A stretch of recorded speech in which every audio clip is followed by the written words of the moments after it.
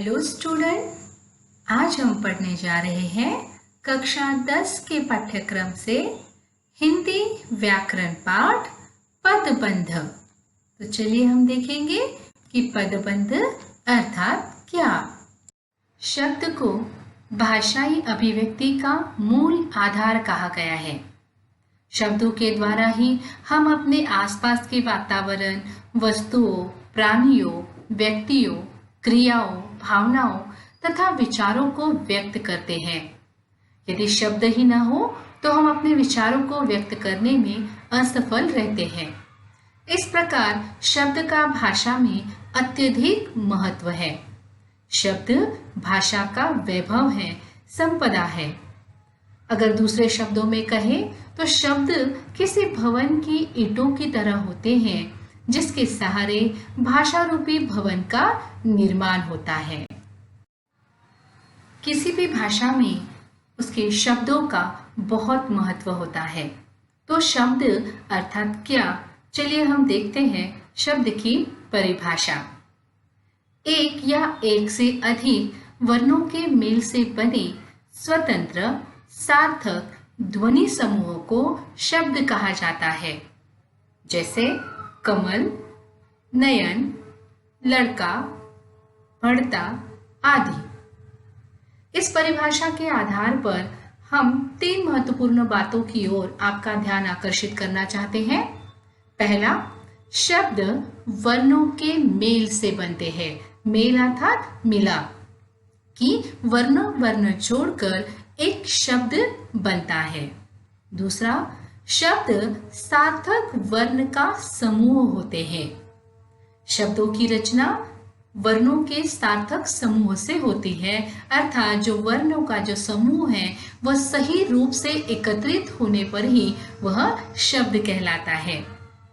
शब्द स्वतंत्र रूप से प्रयोग किए जाते हैं। तो चलिए आगे देखते हैं शब्द के प्रकार। शब्दों के 2 प्रकार होते हैं। एक, सार्थक शब्द अर्थात जिनका कोई सार्थक या सही अर्थ निकले, उपयोगी अर्थ निकले। और दूसरा, निरर्थक शब्द जिनका कोई सार्थक, उपयोगी या सही अर्थ नहीं होता, ऐसे शब्द। उदाहरण के तौर पर देखिए, जैसे कमल। कमल इस शब्द में क, म और ल इन 3 वर्णों का समूह है और वह एक सही क्रम में आने से क्या बन गया? एक सार्थक शब्द कमल, जिसका एक अर्थ है, जैसे कोई किसी का नाम हो सकता है या एक फूल का नाम है। उसी प्रकार शब्द दूसरा उदाहरण है लड़का। यहाँ पर वर्ण कौन से हैं? ल, ड और का। इन तीनों का सही क्रम में मिलाप से शब्द बना लड़का, यानी कि बालक।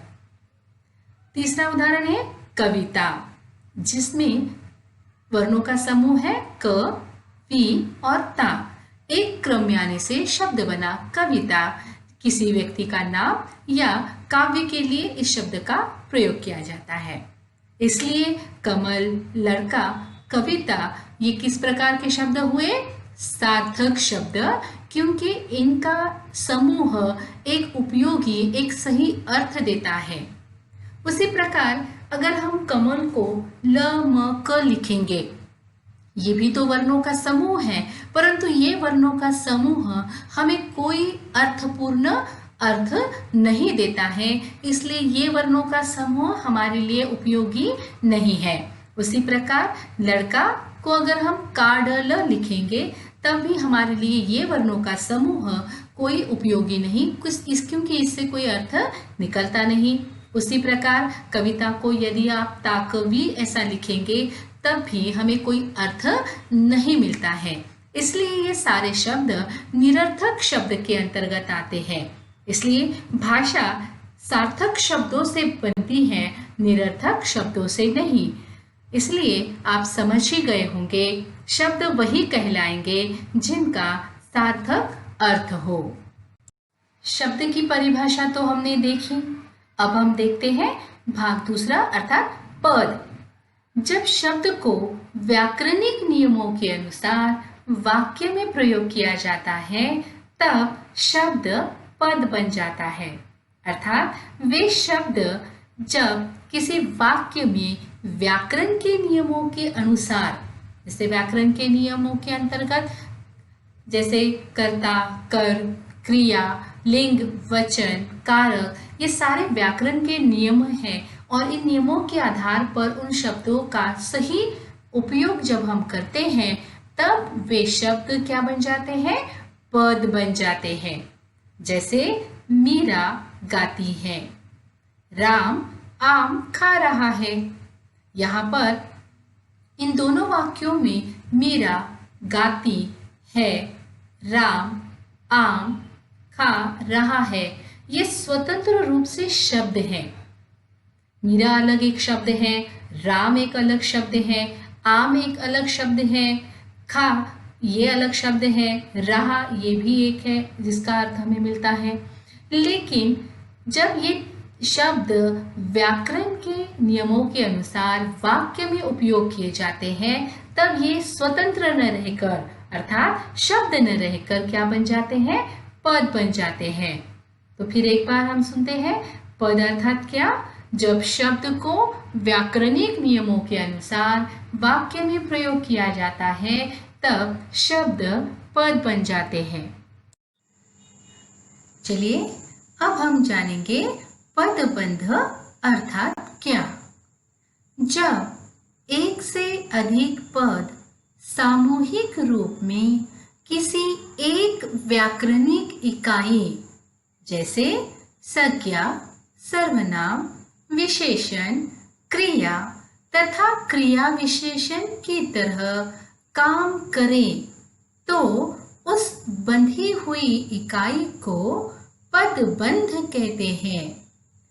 अन्य शब्दों में कहा जा सकता है कि अनेक पदों के योग से बना हुआ एक वाक्यांश जो वाक्य में एक ही पद का काम करता है वह पदबंध कहलाता है। यदि इसे आसान शब्दों में बताना हो तो इस प्रकार होगा, कई पदों के योग से बने वाक्यांश को जो एक ही पद का काम करता है उसे पदबंध कहते हैं। उदाहरण देखते हैं, सामने वाले घर में रहने वाला लड़का परीक्षा में पास हो गया।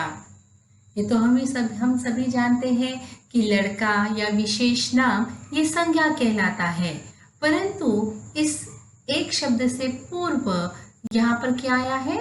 सामने वाले घर में रहने वाला लड़का। यदि हम प्रश्न करते हैं तो जो हमें उत्तर मिलता है कि कौन लड़का, तो सामने वाले घर में रहने वाला लड़का परीक्षा में पास हो गया। जाहिर सी बात है कि यहाँ पर संज्ञा पदबंध है। गीता का भाई राम गाता है। यहाँ पर भी अगर हम प्रश्न करें कि कौन गाता है तो उत्तर मिलेगा गीता का भाई। तो गीता का भाई ये पूरा पद ये क्या कहलाता है? संज्ञा पदबंध कहलाता है। अर्थात यह दोनों भी वाक्य संज्ञा पदबंध का कार्य कर रहे हैं, परंतु यहाँ यह कार्य एक शब्द नहीं अपितु अनेक शब्द मिलकर करते हैं, अतः इसे व्याकरणिक भाषा में पदबंध कहते हैं। चलिए अब हम पदबंध की विशेषता जानने के बाद पदबंध के प्रकारों पर थोड़ी चर्चा करते हैं। तत्पूर्वी हम कुछ उदाहरण यहाँ पर देखेंगे। पहला उदाहरण है, सबसे तेज दौड़ने वाला छात्र जीत गया। दूसरा उदाहरण, यह लड़की अत्यंत सुशील और परिश्रमी है। तीसरा उदाहरण, नदी बहती चली जा रही हैं। चौथा उदाहरण, नदी कल कल करती हुई बह रही थी। अब इन चारों उदाहरणों को हम थोड़ा इसका विश्लेषण करेंगे। पहले वाक्य में सबसे तेज दौड़ने वाला छात्र, इसमें 5 पद है, किंतु वे मिलकर एक ही पद अर्थात संज्ञा का कार्य कर रहे हैं। दूसरे वाक्य के अत्यंत सुशील और परिश्रमी में भी 4 पद हैं, किंतु वे मिलकर एक ही पद अर्थात विशेषण का कार्य कर रहे हैं। तीसरे वाक्य के बहती चली जा रही है में 5 पद हैं, किंतु वे मिलकर एक ही पद अर्थात क्रिया का काम कर रहे हैं। और चौथे वाक्य के कल कल करती हुई में 3 पद हैं, किंतु वे मिलकर एक ही पद अर्थात क्रिया विशेषण का काम कर रहे हैं। तो यहाँ हमने क्या जाना कि वाक्य में जो समूह आ रहा है वो या तो संज्ञा का काम कर रहा है, या विशेषण का कार्य कर रहा है, या क्रिया विशेषण का कार्य कर रहा है। तो इस आधार पर यहाँ पदबंध के कुछ प्रकार बनते हैं। इस प्रकार रचना की दृष्टि से पदबंध में 3 बातें आवश्यक हैं। एक तो यह कि इसमें एक से अधिक पद होते हैं। दूसरे, ये पद इस तरह से संबंध होते हैं कि उनसे एक इकाई बन जाती है। और तीसरे, पदबंध किसी वाक्य का अंश होता है। इस आधार पर पदबंध के निम्न प्रकार होते हैं, और वे प्रकार हैं संज्ञा पदबंध, सर्वनाम पदबंध, विशेषण पदबंध, क्रिया पदबंध और क्रिया विशेषण पदबंध। तो पदबंध के कितने प्रकार हुए? 5 प्रकार। फिर से एक बार देखते हैं। संज्ञा पदबंध, सर्वनाम पदबंध, विशेषण पदबंध, क्रिया पदबंध, क्रिया विशेषण पदबंध। तो आज के इस भाग में हमने भाषा के अंतर्गत शब्दों के महत्व को जाना। फिर हमने शब्द किसे कहेंगे और शब्द के प्रकारों की चर्चा की। उसके बाद शब्द कब पद बन जाते हैं ये हमने जाना, और फिर वाक्य में निहित अलग अलग पद मिलकर पदबंध कैसे बन जाते हैं इसकी भी हमने चर्चा की। और अंत में हमने पदबंध के 5 प्रकारों के बारे में भी जाना। तो आज के भाग में बस इतना ही। अगले भाग में हम इन 5 प्रकारों की विशेषता, इसकी परिभाषा और इनके उदाहरणों को जानेंगे।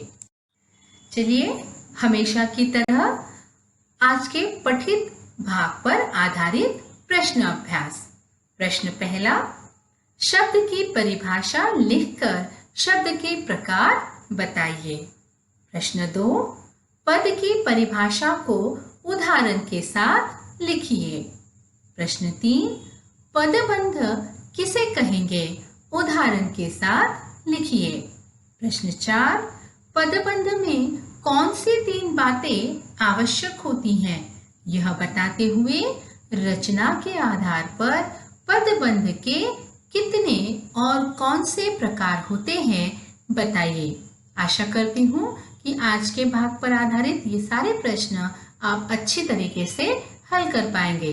धन्यवाद।